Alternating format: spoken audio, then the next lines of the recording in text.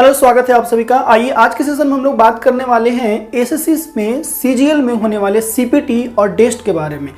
आज हम बताएंगे आपको कि आखिर बहुत सारे लोगों के मन में कन्फ्यूजन होता है कि अगर हम सीपीटी छोड़ दें तो क्या मेरा सिलेक्शन रुक जाएगा, अगर हम टाइपिंग ना दें तो क्या मेरा सिलेक्शन हो पाएगा या नहीं हो पाएगा, क्या इसको छोड़ा जा सकता है या नहीं छोड़ा जा सकता है, किन हालत में छोड़ा जा सकता है, ये भी एक कन्फ्यूजन होता है। किन हालत में हम छोड़ भी दें तो कोई मतलब नहीं बनता है। तो इन सब बातें में बात करेंगे और हमें बात करना है कि आखिर टाइपिंग मारते समय कौन कौन सी छोटी छोटी सावधानियां आपको देना चाहिए, जो अक्सर लोग गलती करते हैं जो पहली बार टाइपिंग देने जाते हैं। अक्सर ये जो हमें एक्सपीरियंस गेन है, हम चूंकि 2-3 बार 4 बार हम टाइपिंग दे चुके हैं अलग अलग, कभी CHSL के थ्रू कभी सीजीएल के थ्रू, तो हमें वो एक्सपीरियंस पता है कि आखिर वो कौन सा गलती है जो अक्सर हमें पहले से उस चीज़ के बारे में पता हो जाना चाहिए कि नहीं ये गलती होता है, हमको ये गलती नहीं करना है। तो इन सब बातें छोटी छोटी गलतियों को आज हम आपसे अवगत करवाएंगे कि देखिए ये गलती होता है, मैक्सिमम टाइम आपको ये चीज़ नहीं करना है।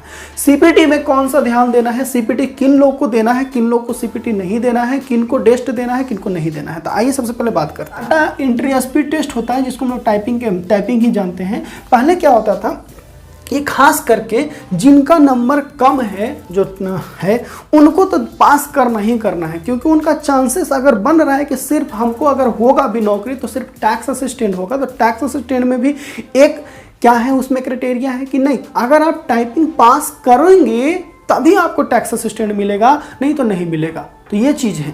तो आपको अगर नंबर आपका कम है और आपको लगता है कि नहीं हम 2800 ग्रेड पे यानी कहने का मतलब ऑडिटर अकाउंटेंट या 4200 डिविजनल अकाउंटेंट तक अगर मेरा क्षमता नहीं है कि हम जा पाएंगे, तो आपको टाइपिंग जरूरी से जरूरी आपको अच्छे से तैयारी करना है। एक एक माइनर मिस्टेक पर ध्यान देना है कि नहीं अगर मेरा टाइपिंग खराब हो गया तो फिर आपका रिजल्ट रुक सकता है। अब जो होता है टाइपिंग, अब कंप्यूटर पर ही सारा पैराग्राफ दिखते रहेगा, डिस्प्ले पर ही दिखते रहता है। पहले क्या होता था कि एक पेज पर लिखा हुआ पेज पर रिटन में आपको एक पैराग्राफ का दे दिया जाता था, साइड में रख देते थे और उसी को देख के यहाँ पे ऐसे ऐसे मारना पड़ता था। वो थोड़ा डिफिकल्ट होता था, वो साइड से देखना है और ऐसे ऐसे टाइप करने में थोड़ा डिफिकल्ट होता। अब क्या है, आपके नज़र के सामने कंप्यूटर के ऊपर वाले आधा हिस्सा में आपको पैराग्राफ दिखते रहेगा, उसको और आधा हिस्सा में नीचे आपको एक ब्लैंक टाइप का रहेगा एरिया, उसी में आपको मारना है। यानी कि ऊपर देखिए और मारना शुरू कर दीजिए। इस तरीके का अब हो गया है कि उसी में अब आपको कोई पेज वगैरह नहीं मिलेगा। तो इससे थोड़ा आसानी हो गया है।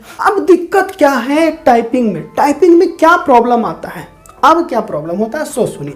टाइपिंग में प्रॉब्लम, टाइपिंग कैसे होगा समझ गए आप। एक कंप्यूटर डिस्प्ले है, अब ये डिस्प्ले है कंप्यूटर का डिस्प्ले, तो इतना दूर में आपको पैसेज दिखेगा और इतना दूर में आप जो टाइप कर रहे हैं वो चीज़ दिखता है, ठीक ना। अब दिक्कत क्या होता है, चूंकि पैसेज इतना ही दूर में है, पैसेज इतना दूर में है, तो इतना दूर में तो पैसेज आएगा नहीं, इतना ही दूर का एरिया है हमारा पैसेज के लिए। तो पैसेज को हमें यहाँ पर से स्क्रॉल करना पड़ता है, ये वाला स्क्रॉल करना पड़ता है। तो ये चीज़ आपको ध्यान देना है। अब यहाँ पे एक चीज़ और ध्यान देना है, प्रॉब्लम क्या होता है, अब हम टाइपिंग मार रहे हैं, अब जैसे जैसे मार रहे हैं ये सब खत्म होते गया, यहाँ पे पेज खत्म हो गया, तो फिर स्क्रॉल करके नीचे लाना पड़ेगा ना। स्क्रॉल करेंगे तब तो पैसेज ऊपर जाएगा फिर नीचे आएगा। तो जैसे क्वेश्चन वगैरह जब हम लगाते हैं ना, वो तो समझ रहे हैं आप लोग, जो लोग कंप्यूटर पे काम करते हैं उनको पता है क्या हम बोलना चाह रहे हैं। तो स्क्रॉल करके फिर आप कीबोर्ड से हाथ हटाइए कि माउस पे रखिए, फिर इसको स्क्रॉल करके नीचे लाइए। तो ये वाला थोड़ा सा झंझट होता है, स्क्रॉल करना पड़ता है पेज को। ऐसे पेज होता था तो एक ही पेज पर पूरा प्रिंटेड रहता था, सब चीज़ एक ही बार दिख गया। अब क्या है कि अब आपको पैसेज को क्या करना पड़ता है, स्क्रॉल करके नीचे लाना पड़ता है। तो वहाँ पे एक छोटी सी गलती क्या होती है, आपको स्क्रॉल करते समय थोड़ा सा एक चीज़ ध्यान देना है, क्या ध्यान देना है। अगर मान लेते हैं यहाँ पे मार रहे हैं, कहीं स्क्रॉल करने के चक्कर में ऐसा ना हो कि ये वाला लाइन मारे थे, स्क्रॉल किए, इतना ऊपर चला गया कि आप ये दूसरा वाला लाइन ये छोड़ ही दिए, फिर तीसरा लाइन से मारना शुरू कर दिया। ऐसा हो जाता है कि स्क्रॉल करते समय बहुत बारीकी से ध्यान दीजिए कि हम कहाँ पे थे, किस लाइन का लास्ट वर्ड क्या था और कहाँ हम अगला मेरा लाइन कौन सा होगा। ऐसा ना हो कि स्क्रॉल कर दें आप और आप एक लाइन जंप कर दें, समझ लें बहुत ज़्यादा एरर हो जाएगा, आपको बहुत सारे कीज छूट जाएंगे, बहुत सारे एरर में काउंट हो जाएगा वो चीज़। तो जब स्क्रॉल करेंगे ना, आप पैसेज को स्क्रॉल करेंगे ना, उस समय ध्यान से रखिएगा माइंड को कि हमने लास्ट जो पैराग्राफ का जो लास्ट मारा है वर्ड, उसी के नीचे वाला लाइन पे हमें जाना है। यानी कि एक लाइन जंप कर दें, स्क्रॉल करने के चक्कर में एक लाइन जंप हो जाएगा। अब ये जंप कैसे होता है सो सुनिए। जैसे कि यहाँ पे एक पैसेज दिया हुआ है, यहाँ पे लिखा हुआ है कि माई नेम इज अनुराग, ठीक है। अब आपको लगा माय नेम इज अनुराग है लिखा हुआ है यहाँ पे, ठीक। अब यहाँ पे आपको स्क्रॉल करने की जरूरत पड़ गई, आप स्क्रॉल किए और नीचे वाला लाइन में भी लिखा हुआ था my father's name is this one, my father name. आपको जैसे ये स्क्रॉल करेंगे लगेगा अच्छा माई वाला वर्ड है, माई वाला तो मार ही लिए है, माई वाला तो मार लिए। आप फर्स्ट वर्ड देखेंगे अच्छा वो माई वाला तो मार लिए, और सेकंड वाला भी शुरुआती था, वो क्या था, पैसेज का लाइन शुरुआती था माई से ही। आपको लगेगा कि माई और माई दोनों मतलब मिल गया, तो आपको लगेगा अच्छा ये तो मार ही लिए थे, आप कहाँ इसका मतलब नीचे वाले से मार ले। अब आप नीचे वाला मारना शुरू कर दिए। अब ये वाला माई आप मार के खत्म किए थे और यहाँ माई दिखा और आपको लगा कि हम तो माई वाला वर्ड ही इसके पहले मारे थे ना, इसका मतलब ये वाला लाइन तो हम कंप्लीट कर चुके हैं। स्क्रॉल करते समय ही ऐसा प्रॉब्लम होता है, वो जानबूझकर एसएससी ऐसा देती है कि देखिए जब पैसेज आप स्क्रॉल करेंगे ना तो ठीक ऊपर वाला लाइन से ठीक मिलता जुलता लाइन 2-3 वर्ड ऊपर जो लाइन में था नीचे वाला लाइन में भी वही वर्ड मिलेगा, और आपको लगेगा कि हम तो ये मार ही दिए हैं, मार दिए। उस चक्कर में पूरा लाइन ही छूट जाएगा। आपको लाइन छोड़ के जंप करेंगे तीसरा लाइन पर और तीसरा लाइन मारना शुरू कर देंगे, एक लाइन छोड़ेंगे, हो गया गलती, हो गया रिजल्ट आपका खत्म। समझ गए आप? तो यानी कि हम आपको ये समझाने का कोशिश कर रहे हैं कि जब भी आपको स्क्रॉल कीजिएगा ना पैसेज, स्क्रॉल करते समय लाइन जो आप लास्ट लाइन मारे थे उसको ध्यान से पढ़ लीजिएगा, और स्क्रॉल करने के बाद भी थोड़ा सा देखिए अच्छा हम ये वाला मारे हैं। इतना टाइम रहता है, आप टेंशन मत लीजिए टाइपिंग के समय, पहले वाला टाइपिंग नहीं है यार, साइड से देख के मारने में बहुत डिफिकल्ट होता था। अब सामने दिखता है ना, फटाफट मार लीजिएगा, आराम से भी मारे। दूसरे का मत देखिएगा, टाइपिंग मारते समय कभी भी बगल वाले के ऊपर मत ध्यान दीजिएगा वो कैसे मार रहा है। हम अरे बाबा वो तो ट्रेन के एकदम स्पीड में मारे जा रहा है, बुलेट ट्रेन है, हम मालगाड़ी जैसा मारे, ठीक है ना। हम जानते हैं अपना, आप क्षमता जानते हैं ना, हम कितना समय में मार लेते हैं। मेरा इतना है ये क्षमता कि हम 27 वर्ड मार लेते हैं। जब मार लेते हैं आपको पता है कि आप 30, 35, 40 स्पीड मार लेते हैं, तो फिर बगल वाले चाहे वो 1 मिनट में मार ले, हमको क्या मतलब, 1 मिनट मार लेने से क्या उसको नंबर ज़्यादा मिल जाएगा जी। क्या हम 15 मिनट का टेस्ट 12 मिनट में कंप्लीट कर लेते हैं तो क्या गेन कर लेते हैं बताइए? कुछ गेन होता है। क्वालिफाइंग इन नेचर कहा गया है इस एग्जाम को, ये चाहे सीपीटी हो, डीईएसटी हो, सब क्वालिफाइंग इन नेचर यानी पास करना जरूरी है, इसमें आपको नंबर नहीं मिलेगा। हाँ, अगर गलती करेंगे तो एरर का परसेंटेज देखा जाता है कि कितना पर, एक्यूरेसी कितना है, एक्यूरेसी जरूर देखा जाता है। तो एक्यूरेसी कैसे आएगा? क्या आप जल्दीबाजी रहेंगे तो एक्यूरेसी आएगा? एक्यूरेसी आता है स्लो, कछुए की चाल से चलेंगे तो। अगर आप 12 मिनट में मार भी लिए तो बस आपको अपना खुशी मिलेगा कि हम 12 मिनट में मार लिए थे, उससे कोई एसएससी को कोई फर्क नहीं पड़ेगा कि आप 5 मिनट में कहीं नहीं मार लिए, 5 मिनट मार लेने और 100% सही मार ले तो भी एसएससी को कोई फर्क नहीं पड़ता। बैठे रहिए 15 मिनट के टाइमिंग में 10 मिनट, तो हम क्यों टाइम बचाएंगे? बगल वाला स्पीड में मार रहा है, हम उसको देख के हम खुद क्यों डिप्रेशन में आएंगे? हमको डिप्रेशन में उसको देख के नहीं आना है। वो मार लिया, उसको क्या अलग से रिवार्ड देगा एसएससी कि एक्स्ट्रा बोनस तो नहीं मिलने वाला है उसको कि वो 5 मिनट में मार लिया, हम 15 मिनट में मारे, एकदम पूरा समय लेके मार। भाई हम पूरा समय लेके मारेंगे, एक्यूरेसी पर ध्यान दिया जाता है। टाइम इतना होता है कि आप मार लेंगे, इसमें कोई दो राय नहीं है, आप मार ले उतना आप कर लेंगे। बस दूसरे को मत देखिएगा, अगल बगल को, आप अपने आप पे भरोसा रखिए कि नहीं हम लगा लेते हैं, हम लगा लेंगे। दूसरी चीज़, स्क्रॉल करते समय लाइनिंग, दोनों लाइनिंग जो होता है ना वो क्या होता है, मैच करते होते हैं। ऐसा बहुत लाइन आपको मिल जाएगा टाइपिंग के समय कि जब 2-2 लाइन मैच करता है, 2-2 लाइन मतलब कि 2-2 लाइन का 2-3 वर्ड्स मैच कर जाएगा और आप जल्दबाजी में लगे अच्छा ये तो मार ही लिए थे, ले आप कंफ्यूज हो जाएंगे, ये वाला तो लाइन लगा ही लिए थे, कंफ्यूज हो गए, गया एक लाइन भी 2 लाइन छूट गया तो समझ गए, हो गया रिजल्ट आपका, कहानी गोल हो गया। समझ गए ना? तो इस छोटी सी गलती को आप ध्यान रखिएगा, लाइन जंप ना होना चाहिए, लाइन आप नहीं छोड़ें, कम से कम इतना बस ध्यान रखिएगा। दूसरी चीज, अब क्या हो गया, तो पहला मिस्टेक हो गया। दूसरा मिस्टेक ये होता है, हर एक वर्ड्स के बाद एक स्पेस लगाया जाता है। जैसे कि माई लिखे तो यहाँ पे एक स्पेस माई नेम, एक स्पेस इज, एक स्पेस अनुराग, ठीक है ना, एक यहाँ फुल स्टॉप भी दिए तो फिर एक ही स्पेस होता है। जब इंटर आपको नहीं लगाना है, इंटर कब लगाना है, जब पैसेज का पार। अब ये नहीं कि आपको यहाँ के बाद दिखना ही बंद हो गया पैसेज, लगता है कि पैसेज खत्म, आपको इंटर ऑटोमेटिक नीचे आएगा, आपको टेंशन लेने की जरूरत नहीं है। हाँ, इंटर कब लगाया जाता है, जब पैसेज का पैराग्राफ चेंज हो जाता है। जब देखेंगे कि यहाँ पे लाइन खत्म हो गया और उसके बाद सेकेंड लाइन देख रहे हैं कि यहाँ से शुरू हो रहा है, दिस इज, है ना, दिस इज, ऐसे ऐसे, तब देखिए यहाँ पे इंटर लगाने की जरूरत है आपको। जब हम लाइन चेंज कर रहे हैं ना डायरेक्ट ऑटोमेटिक, अगर देख रहे हैं बढ़ते जा रहा है, पैराग्राफ जब चेंज होगा ना तब इंटर लगेगा। और यहाँ से इतना चूंकि स्पेस खाली रहता है पैराग्राफ लगाने के बाद, तो कुछ लोग क्या करते हैं 5-10 ठो स्पेस मार देते हैं फट फट फट फट, क्योंकि स्पेस मारने से हमारा क्या होता है, जगह खाली होते जाता है।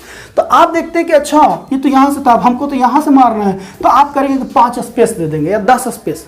स्पेस नहीं दिया जाता, टैब लगाया कीजिए, एक टैब सिंगल टैब मारिए, पैराग्राफ चेंज होगा तो इंटर, यहाँ पे खत्म हो गया बात। इंटर जब देखेंगे नीचे वाला लाइन में पैराग्राफ चेंज दिख रहा है हमको, यानी कुछ आगे से लिखा हुआ दिख रहा है, तो हम यहाँ पे इंटर लगाएंगे। और यहाँ पे ये नहीं कि 10 ठो स्पेस मार के हम यहाँ पे आएंगे, नहीं, बिल्कुल गलत तरीका है वो। आपको एक टैब लगाना है, एक टैब प्रेस कीजिएगा। टैब क्या करता है, एक ही बार 5 स्पेस छोड़ के आगे बढ़ जाता है, तो फिर उसके बाद यहाँ से प्रेस कीजिएगा। ये बात समझ गए आप।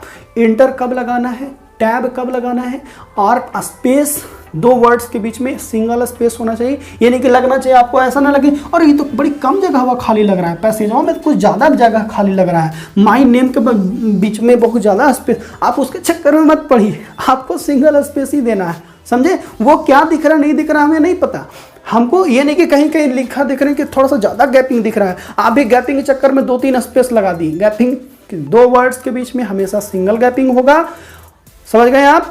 इंटर कब लगेगा, जब पैराग्राफ चेंज होगा। पैराग्राफ चेंज होगा तो वो जो जगह खाली होता है दूसरी लाइन में, उसके लिए हम स्पेस ना देके टैब का इस्तेमाल करेंगे, ठीक है, समझ गए बात। चलिए, और दूसरी, ये था माइनर मिस्टेक जो आप गलती करते हैं, ठीक है। 15 मिनट का टाइमर बगल में लगा रहेगा, आप ज़्यादा हड़बड़ाइएगा नहीं। दूसरे को बिल्कुल मत देखिएगा, दूसरे वाले को बिल्कुल मत देखिएगा, मार ले वो हमको कोई, वो 2 मिनट में मार ले, हमको कोई क्या, उससे हमको कोई फायदा होने वाला है। 2-3 लगेगा आपको, ऐसा लगने लगा अरे बाबा बगल वाला मार लिया, हम तो कुछ किए ही नहीं अभी तक, लगता मेरा इसका तो हो जाएगा, मेरा होगा ही नहीं। अरे सबका होगा।